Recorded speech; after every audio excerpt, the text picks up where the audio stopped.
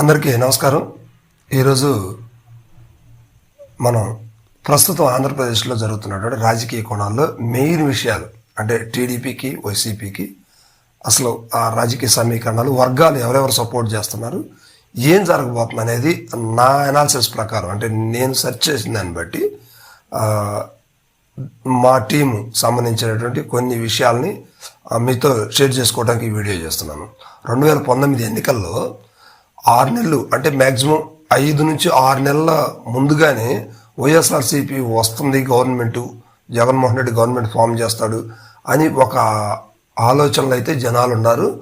అదేవిధంగా ఊహించని రీతిగా మెజార్టీ తోటి సీఎం జగన్మోహన్ రెడ్డి అవ్వటం జరిగిందనమాట.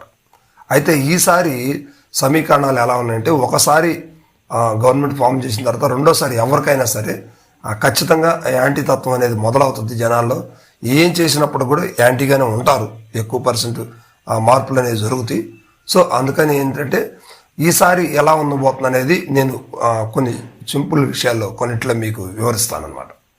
ఎందుకంటే లాస్ట్ టైము అన్ని వర్గాల ప్రజలు అందరూ కూడా జగన్మోహన్ రెడ్డిని ఆదరించారు, కానీ ఈసారి ఆ పరిస్థితి కనిపించట్లేదు. టీడీపీ వీక్గా ఉంది అనుకుంటేనే టీడీపీ చాలా బలం పుంజుకున్న పరిస్థితులు ఇప్పుడు ప్రస్తుతానికి కనపడుతున్నాయి. సో అదేవిధంగా వైఎస్ఆర్సీపీకి అసలు మైనస్లు ఏంటి, టీడీపీకి మైనస్లు ఏంటి, ప్లస్లు ఏంటి, ఇవన్నీ కూడా మనం ఈ వీడియోలో చూడబోతున్నాం. ఎందుకంటే ఇప్పుడు వైఎస్ఆర్సీపీకి ఇప్పుడు మా అనాలిసిస్ ప్రకారం మేము తిరిగినటువంటి పరిస్థితులను బట్టి చూస్తే ఉద్యోగస్తులు మొదటగా వైఎస్ఆర్సీపీకి బాగా వ్యతిరేకంగా ఉన్నారు. ఉద్యోగస్తులు నాకు తెలిసి 85 to 90 వరకు పర్సంటేజ్ని తీసుకుంటే వారంతా కూడా వైఎస్ఆర్సీపీకి యాంటీగా ఉంది. ఇది ఆ 90%లో యాంటీగా ఉందనే కానీ ఎంతవరకు టీడీపీకి ప్లస్ అవుతుంది అనేది మాత్రం కొంచెం ఆలోచించాల్సిన విషయం. అదేవిధంగా ఆ ఓసీ సామాజిక వర్గాలు విత్ రెడ్డిస్తో పాటు కూడా జగన్మోహన్ రెడ్డి వారి మీద పెద్దగా శ్రద్ధ అయితే కనబరచలేదు. ఎందుకంటే వారు కూడా కొంత అసంతృప్తికి లోనై ఉన్నారు జగన్మోహన్ రెడ్డి మీద. సరే, కారణాలు ఏవైనా కావచ్చు. అదేవిధంగా బీసీ కమ్యూనిటీలో కూడా చాలా తక్కువ మంది వైఎస్ఆర్సీపీకి యాంటీగా ఉన్నారు. ఇక మరి వైఎస్ఆర్సీపీకి ఫేవర్గా ఉన్నటువంటి వాళ్ళు ఎవరంటే ఎస్సీ, ఎస్టీ, బీసీ మైనార్టీస్లో మాత్రం వైఎస్ఆర్సీపీకి చాలా ఫేవర్గా ఉన్నారు. ఈ ఓట్ బ్యాంక్ అంతా కూడా వైఎస్ఆర్సీపీకి పడుతుంది అనే ఆలోచనలో జగన్మోహన్ రెడ్డి గారు అయితే ఉన్నారు ప్రస్తుతానికి. ఎందుకంటే సంక్షేమానికి పెద్దపీట వేసేసి, అంటే అభివృద్ధిని తీసి పక్కన పెడితే సంక్షేమానికి పెద్దపీట వేసేసి ఎక్కువగా మనీ సర్క్యులేషన్, ఎక్కువ మందికి డబ్బులు ఇవ్వటం అనేది జరుగుతూ ఉంది కనుక దాని ద్వారా ఎస్సీ, ఎస్టీ, బీసీ మైనారిటీస్లో ఓసీలో చాలా తక్కువ అనమాట. ఇంకా అంటే ఇది 1 or 2% తప్పితే మిగతా రావు. ఇవన్నీ మిగతా ఎస్సీ, ఎస్టీ, బీసీలో మాత్రం కంపల్సరీగా జగన్మోహన్ రెడ్డికి పడే అవకాశాలు అయితే ఉన్నాయి అని చెప్పేసి వైఎస్ఆర్సీపీ భావిస్తుంది. అయితే ఇందులో విషయం ఏంటంటే ఈ వైఎస్ఆర్సీపీకి వీరందరూ కూడా ఓట్లు వేస్తారని ఎలా చెప్తున్నారంటే, జగన్మోహన్ రెడ్డి ఫస్ట్ మాట మొదలుపెట్టే ముందు, మాట మధ్యలో, మాట తరువాత ఆయన ఇచ్చే స్లోగన్ ఏంటంటే నా ఎస్సీలు, నా బీసీలు, నా ఎస్టీలు, నా మైనార్టీస్ అని చెప్పేసి చెప్పడం జరుగుతుంది. కానీ నిజానికి నా అనే పదం ఎంతవరకు ఆయన వాళ్ళని సొంతం చేసుకున్నాడు అనేది మనం ఒకసారి గమనిస్తే కొంత ఇబ్బందికరంగానే ఉంది ఆ పదాన్ని వాడటం. ఎందుకంటే అది జరగలేదన్న కోణంలోనే కదా ఇప్పుడు ఇన్ని పార్టీలు మారటం, ఇంతమంది వ్యతిరేకతగా బయటికి వెళ్ళిపోవటం అనేది జరుగుతుందంటే కేవలం జగన్మోహన్ రెడ్డి మీద వ్యతిరేకత అనేది కనిపిస్తూ ఉంది.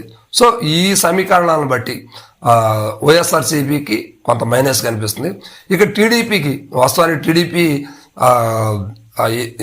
వైఎస్ఆర్సీపీని ఎదుర్కోలేకపోయినప్పటికీ కానీ అనూహ్యంగా జగన్మోహన్ రెడ్డి వైఫల్యాలు అనొచ్చు, లేకపోతే ఆయన సరిగా పార్టీ శ్రేణులు కానీ పార్టీ కార్యకర్తలు కానీ పట్టించుకోకపోవటం వల్ల నాయకుల్ని, అంటే ప్రథమ నాయకులను కానీ ద్వితీయ శ్రేణి నాయకులను కానీ సరిగ్గా డీల్ చేయకపోవటం వల్ల కొంతమంది మార్పు చెందిన పరిస్థితి అయితే మనం రోజు చూస్తూనే ఉన్నాం.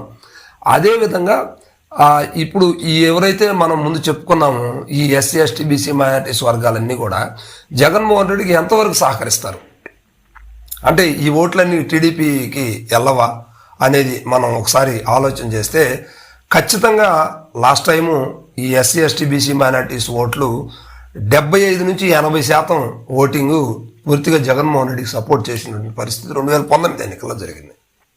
ఇక ఇప్పుడు చూస్తే మా ఎనాలిసిస్ ప్రకారం ఏంటంటే ఒక 55 to 65 లేదా 60 అనుకోవచ్చు, ఈ పర్సంటేజ్లో మాత్రమే జగన్మోహన్ రెడ్డికి అనుకూలంగా ఉందని చెప్పుకోవచ్చు.